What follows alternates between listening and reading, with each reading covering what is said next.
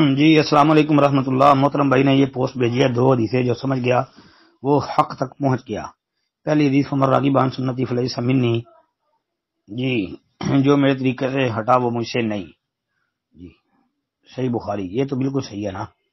دوسری حدیث ہے لیس منا من عمل بسنتی غیرنا، طبرانی کبیر کا حوالہ ہے جی 11335 نمبر حدیث کا.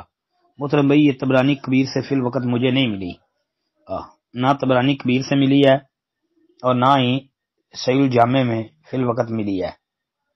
البتہ شیخ البانی رحمۃ اللہ علیہ کی سلسلہ حدیث سیاح کے اندر یہ انشاءاللہ ہے. 2194 نمبر حدیث کی تخریج، تحقیق اور بحث جو ہے نا اس کو پڑھیں تو شیخ البانی نے ویسے اس کا حوالہ طبرانی کبیر کا بھی دیا، لیکن طبرانی کبیر میں مجھے نہیں ملی، مجھے طبرانی اوسط میں ملی ہے. طبرانی اوسط کے اندر موجود ہے لیکن سند اس کی صحیح نہیں ہے جی، کیونکہ اس کی سند کے اندر یوسف بن میمون جو ہے اس پر بھی کلام ہے، اس کو بھی بعض محدثین نے، امام احمد بخاری وغیرہ نے ضعیف قرار دیا ہے، بعض نے اس کی توثیق کی ہے. اسی طرح ابو یحییٰ الحمانی ہے، اس میں بھی ضعف پایا جاتا ہے. اور مجمع الزوائد کے اندر امام حسمی رحمۃ اللہ علیہ نے جلد 5 صفحہ 169 پر جو ہے طبرانی اوسط کی طرف ہی اس کی نسبت کی ہے اور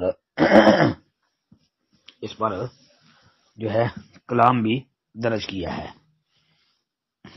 تو باقی باتیں تو ٹھیک ہے، دوسری روایت کی اگر سند ضعیف بھی ہو کہ جو ہمارے علاوہ کسی اور کے طریقے پر چلا وہ ہم میں سے نہیں ہے، تو یہ بات تو ویسے ٹھیک ہے نا، کیونکہ نبی علیہ الصلوۃ والسلام کا طریقہ چھوڑ کے کسی غیر کے طریقوں کے اختیار کرنا تو یہ گمراہی ہے، سراسر ضلالت ہے. بات تو درست ہے نا. السلام علیکم.